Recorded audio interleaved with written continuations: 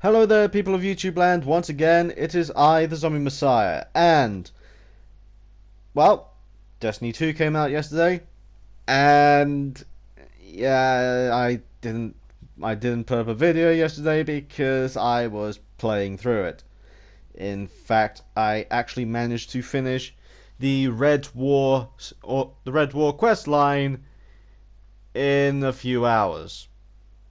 Yeah, it it's a good campaign. It's just quite short. Although then again, I don't exactly. Although then again, because I tend to have a lot of things to do, I don't really take. I don't really have much time to sit down and play full games through. Well, full to play full campaigns through in one sitting. So, hey, record.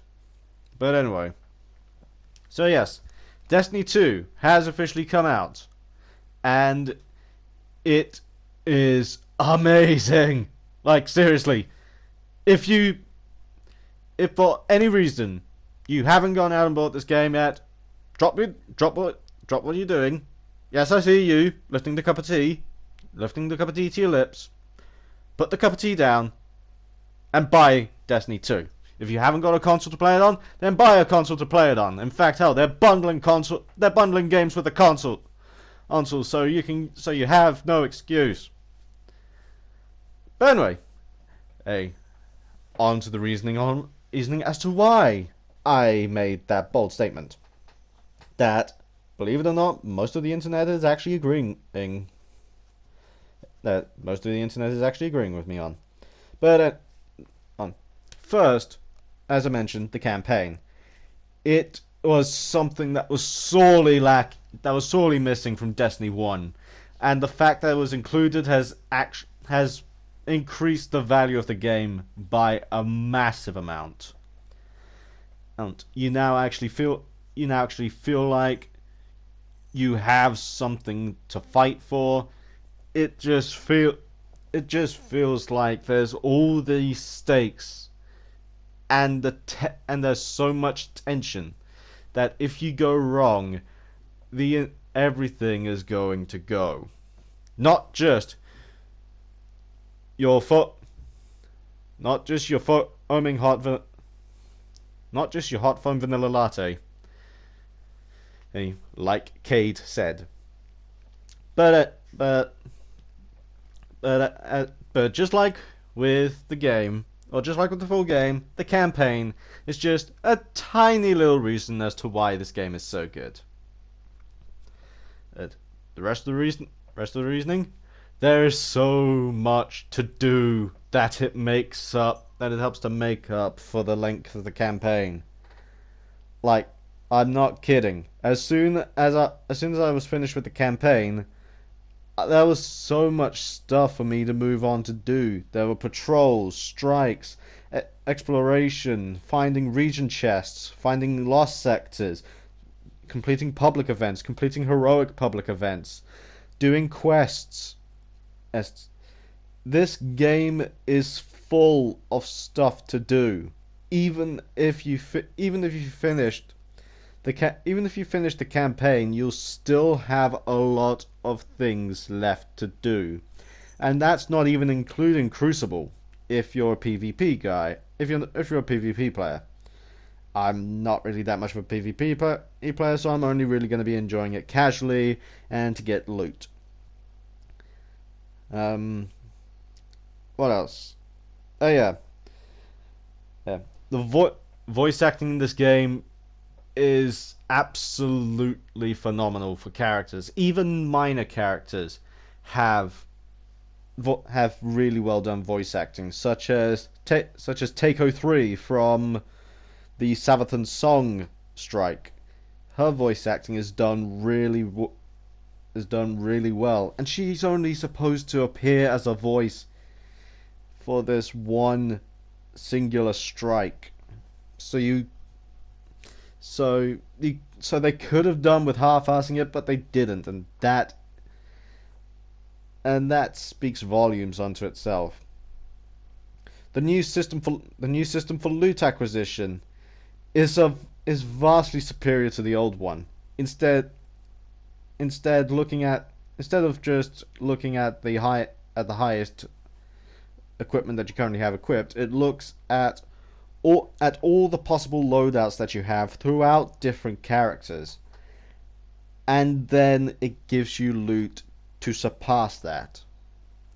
So you'll always be progressing. The only the only things that can the only things that can up the stop that progression, well, green and blue engrams. But by the time you get to the point where but by the time you get to the end game, you'll stop getting greens anyway, and you'll mostly be getting blues and purples. Um, they also, oh, for anyone who may be disappointed in, well, however, there are some other. While I'm singing the praises of this game, there are some things about it that I'm not exactly a fan of. One, and I'm going to start with the very minor thing first, your Guardian not talking. I mean, during Destiny Year 1, your Guardian did actually talk in story cutscenes. However, as they went on with as they went on with Destiny Year 1, they cut he stopped your Guardian stopped speaking altogether. So that's why it's only a minor thing, because it's just something that they've carried on from past Destiny games. From the previous Destiny game. The second thing is, well, going into the middle row, is the whole thing in regards to clans. At the moment, at the moment that this video is being made and recorded, the clan servers are not active at the moment.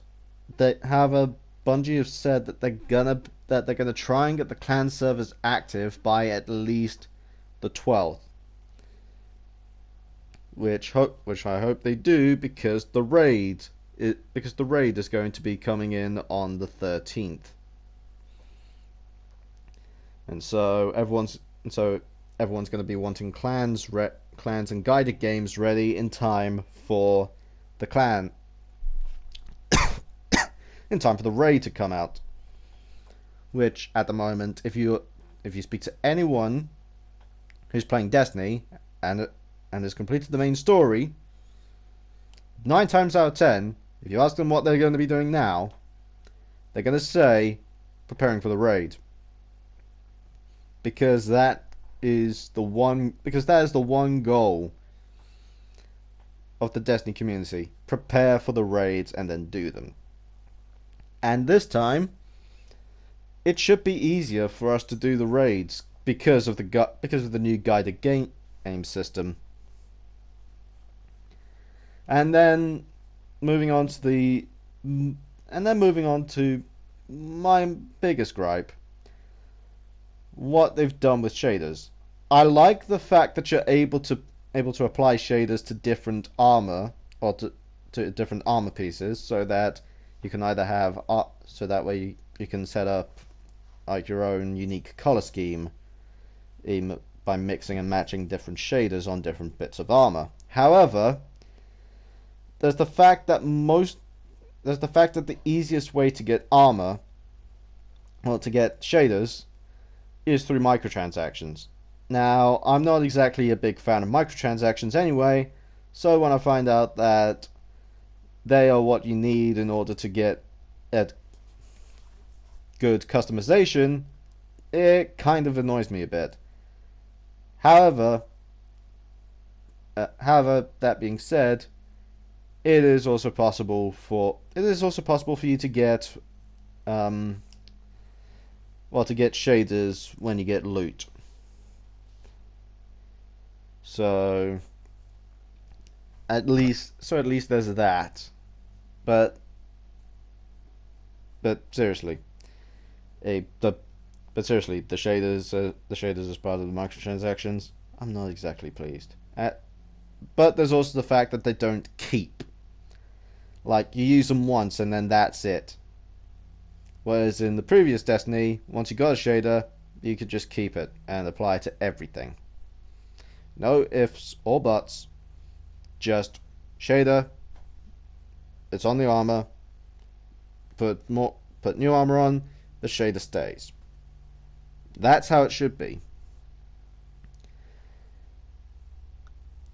But other than those three gripes, one of which is soon going to be fixed, I really do think that Destiny 2 is worth the money that it's asking for. There's content here to keep you busy all the way until the first expansion drops, which ups in December.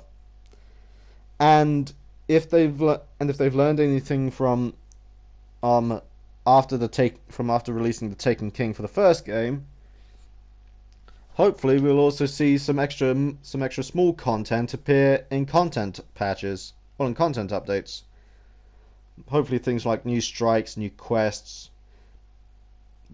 just new stuff that isn't worth putting into an expansion pack. But yeah, Destiny 2 definitely worth it, and I am actually glad that I got to play this. Funny enough, I actually have this for both the PlayStation and the Xbox One, so I'll be able to have two different experiences with this game. But as I said, I've already reached level 20 with one character on the PlayStation. So at the moment for that character, I'm just going to be focusing on trying to get ready for the raid. Which also means trying to find a fire team, so that way I can get the Rat King exotic. But anyway, if you guys liked what you saw, then please be sure to leave a like, comment, and don't forget to subscribe if you haven't already. If you look at my channel information, you will find links to my social medias and my Patreon page. And well, we're just over halfway through Destiny week. This has been the Zombie Messiah.